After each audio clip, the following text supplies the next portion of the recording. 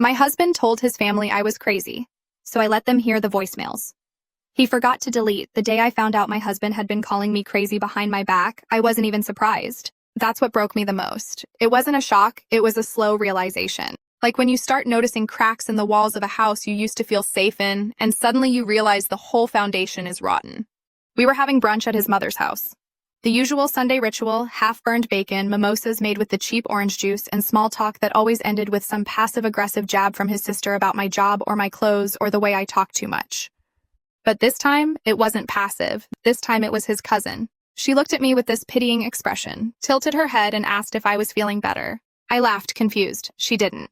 Then she leaned in and whispered, "It's okay. We support you. Getting help is the first step." That's when it hit me. They weren't just looking at me like I was annoying or too loud or not good enough for him. They were looking at me like I was unstable. I excused myself, walked outside, and called him. I asked him directly, "What the hell have you been saying to your family?" He paused, then said, "Well, you know how you get sometimes." That sentence? It flipped a switch.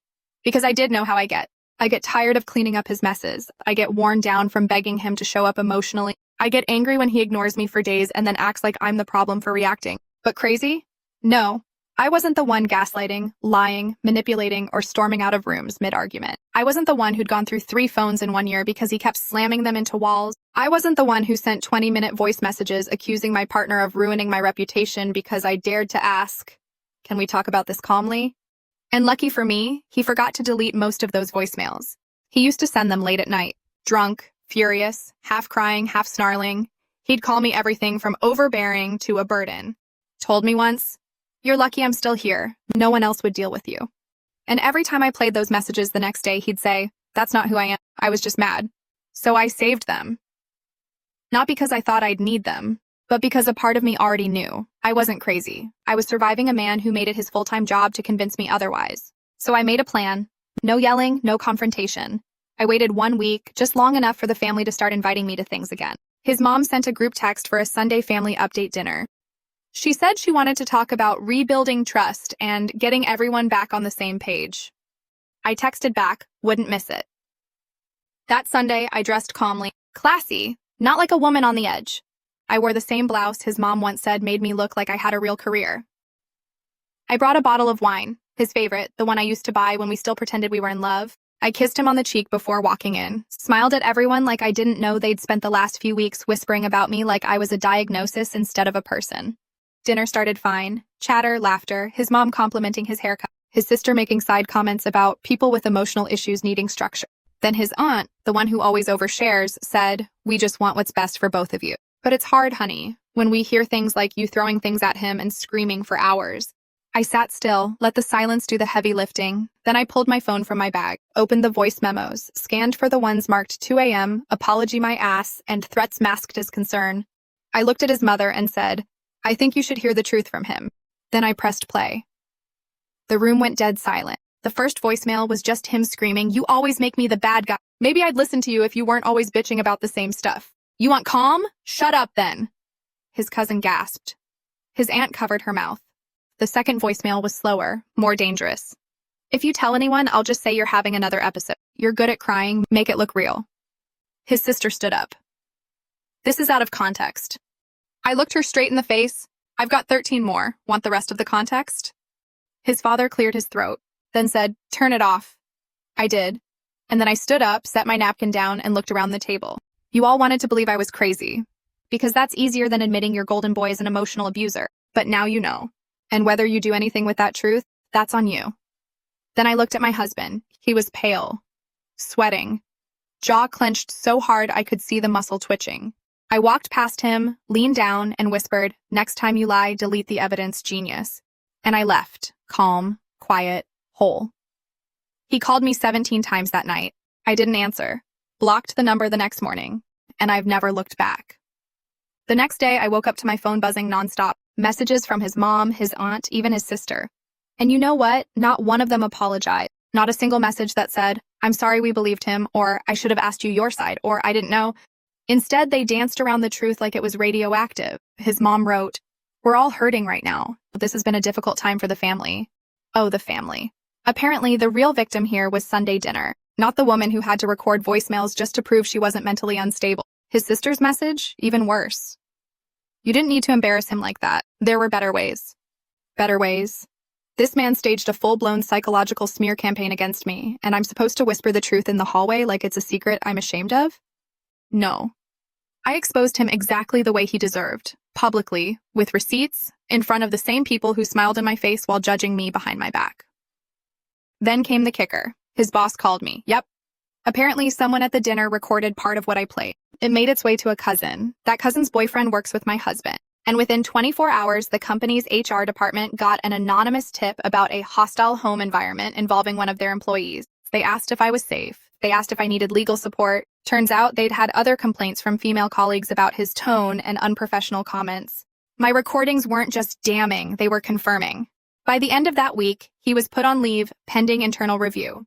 By the next week, he was let go. He tried to spin it, of course, told everyone he stepped down for his mental health, that I ruined his career because I was bitter about the marriage falling apart. I let him talk. Because now everyone knew the truth, and he knew they knew it, and that was enough. I moved out of our apartment 1 week later, packed everything that was mine, left everything that reminded me of him. Even the expensive blender I bought and he used the most. I left it unplugged in the middle of the kitchen counter with a sticky note, use this to process your next relationship, or just puree your lies. I moved into a place with windows that let in real light, real warmth, real peace. And for the first time in years, I could hear my own thoughts. No voicemails, no shouting, no walking on eggshells, second-guessing whether I was overreacting or just finally reacting to a man who'd been gaslighting me from day one. Friends I hadn't seen in months started reaching out. I always felt something was off about him. I wish I'd said something sooner. You look so much happier. I am. Because here's the thing no one tells you. When a man calls you crazy for reacting to his mistreatment, what he's really saying is, I was never going to take accountability, so I needed you to be the problem.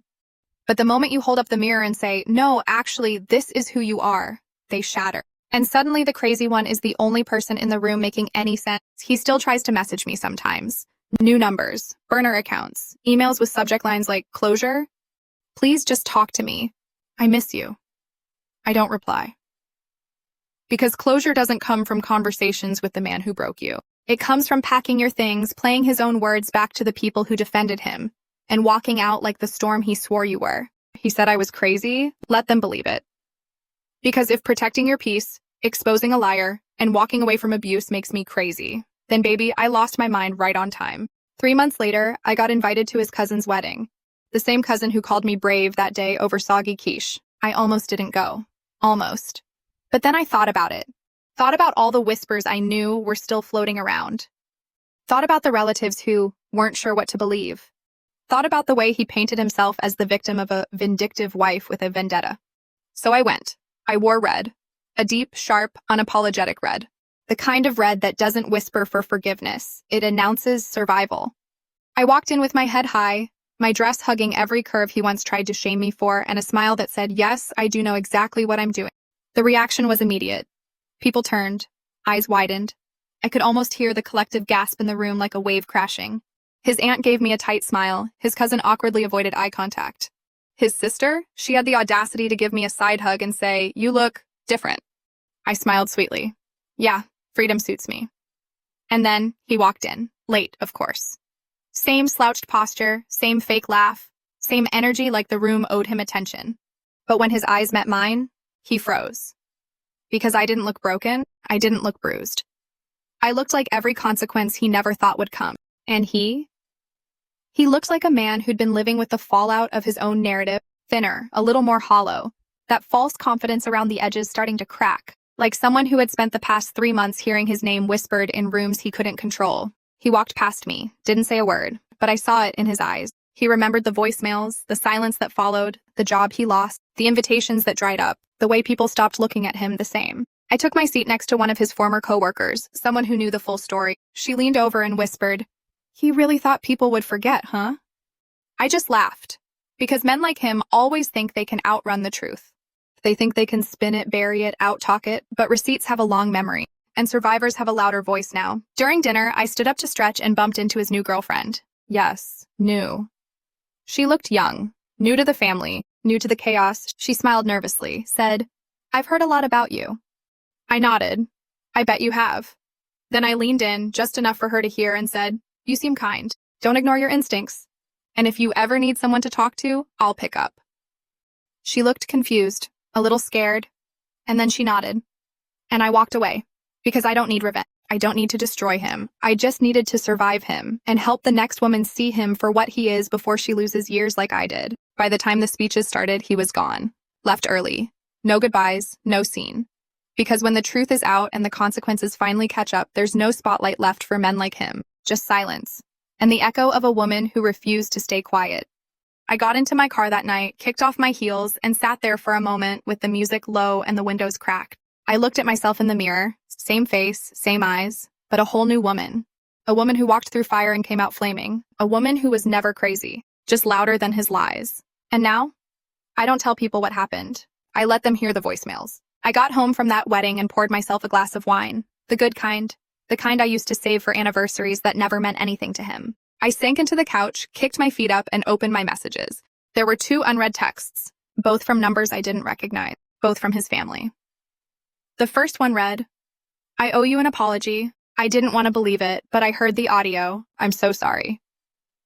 The second one, "You were never crazy. We were just too comfortable believing the easy version." I stared at those messages and thought, isn't that how it always goes? People don't want the complicated truth. They want the neat lie, the version that keeps the holidays peaceful and the group chats intact. It was easier for them to think I was dramatic, easier to believe I had episodes than to admit the man they raised, the man they'd praised for years, was cruel when no one was watching. But now, everyone was watching. I posted a thread the next day. Just facts. No names. Just the story. The voicemails. The manipulation. The gaslighting. How often women are labeled crazy just for reacting to abuse. It blew up. Hundreds of messages. Thousands of likes, women tagging their friends, saying, this happened to me too. I didn't write it for sympathy. I didn't write it for him. I wrote it so the next woman doesn't second guess her gut. So the next family asks more questions. So the next man thinks twice before calling someone crazy just to cover his own guilt. A week later, I got another email. This one from a podcast. They asked if I'd share my story. Not the juicy parts, not the revenge, just the truth. The emotional unraveling, the slow realization that love shouldn't feel like walking through a minefield in silence. I said yes. And when they asked what I wanted people to take away from it, I didn't hesitate. Save the receipts, trust your instincts, and never let a man write your story without your permission. Because I wasn't just some bitter ex, I was the archive, the evidence, the reason his mask finally cracked in public. He told his family I was crazy, so I let them hear what crazy sounds like. When it's just a woman, begging to be heard, begging to be seen, begging to be believed, and in the end, they did. Not because he admitted it, not because he apologized, but because he forgot that every lie you tell eventually echoes louder than the voice you tried to silence. And now, I don't just sleep peacefully, I snore injustice. That podcast episode went live on a Monday morning. By noon, my inbox was on fire. Women from all over the country, hell, the world, writing to me, telling me how they had lived the same story in different fonts. Different names, same tactics, different faces, same phrases. No one will believe you. You're overreacting. You're lucky I'm still here. Some of them were still in those relationships. Others had just gotten out, and some had been free for years but still carried the weight of silence because every time they tried to speak up, they were told, he seems so nice. That's the thing about men like my ex. They know how to play nice. They know how to perform kindness in public and weaponize it in private. They don't need fists. They use tone. They use doubt. They use words like razors, quiet enough to leave no bruises, sharp enough to make you bleed anyway. And for the longest time, I bled quietly. I patched myself up, smiled in family photos, made excuses. He's stressed. He didn't mean it. He just doesn't express himself well. But now there's no room left in my life for excuses. No room for shrinking, no room for being anything less than furious and free. I was invited to speak at a women's center a month later. Small crowd, maybe 20 people. But when I looked into their eyes, I saw me. Women mid-divorce, women still deciding, women who hadn't told a single soul what was really happening in their homes. And when I finished speaking, when I finished playing the voicemail where my ex said, "You're a parasite. You suck the energy out of everything," one woman in the back whispered. That's exactly what he told me. And she broke. And then so did everyone else. That's what happens when you speak up. You give other people permission to stop pretending. And you know what? A year later, I don't need those voicemails anymore. They served their purpose. They exposed the lie. They shattered the illusion. They brought the truth into the light and reminded everyone that silence is where abusers thrive, but volume is where they die. I don't check on him anymore. I don't need to know where he is or what he's doing or if he's found someone new, because I know how his story ends. Men like him always circle back, always try to find someone else to mold, control, chip away at slowly. But now, there's a whole army of women out there with a voice in their pocket and a woman's story on their screen saying, don't ignore the red flags. Don't doubt your instincts. You are not crazy. And me? I wake up every morning in a home that's mine, surrounded by peace I don't have to earn and love I don't have to beg for. No more second guessing, no more gaslighting, no more bending into smaller shapes just to make someone else feel tall. He told his family I was crazy, but now they know the truth. And the truth doesn't whisper. It screams. And I scream back, with proof. It didn't end with the podcast. One of the women from the center messaged me a few weeks later. She'd finally left her husband after 10 years of what she called quiet damage. That phrase stuck with me, because that's exactly what men like my ex do. They don't always leave visible bruises. They leave you walking through life like you're holding in a scream you were never allowed to release. She told me she played my podcast for her mother. Her mother cried, said she felt like she was listening to her younger self. And just like that, the story spread. From me to her mother, to her friend. It became something bigger than just a revenge story. It became evidence, a blueprint, a lifeline. And eventually, it even got back to him. I didn't hear it from him, of course. He knew better than to reach out again after I posted screenshots of his apology attempts with the caption, "Gaslighters hate archives." But I heard through a mutual acquaintance that he'd moved to a different city, changed jobs again, started dating someone new. Someone young, naive, the type of girl who still laughs nervously when a man interrupts her. I felt bad for her, for exactly 5 seconds. Then I remembered something. I had left breadcrumbs. Not of bitterness, but of truth. The podcast, the thread, the screenshots, the talks, the words. He seems nice means nothing without context. If he calls his ex crazy, ask why she was screaming. Abusers don't look like monsters. They look like men you'd let hold your baby. I didn't destroy him. He did that to himself. All I did was make sure no one rebuilt the pedestal under him. Now, every time someone Googles his name, they find me. They find the story, they find the voicemails, they find the woman who refused to let the lie win. And maybe, just maybe, the next woman he tries to love bomb will take one look at the warnings and walk away before she ever hands him a key to her apartment, or her heart, or her silence. I don't flinch when I hear his name anymore. I don't check the locks twice. I don't sit in therapy trying to convince myself it wasn't that bad. Because it was that bad. And I said it, and I played it, and I burned the tape into their memory. His mom never reached out again. His sister unfollowed me. His cousin sent one last message. "We didn't know. I believe you. I'm so sorry." I didn't respond.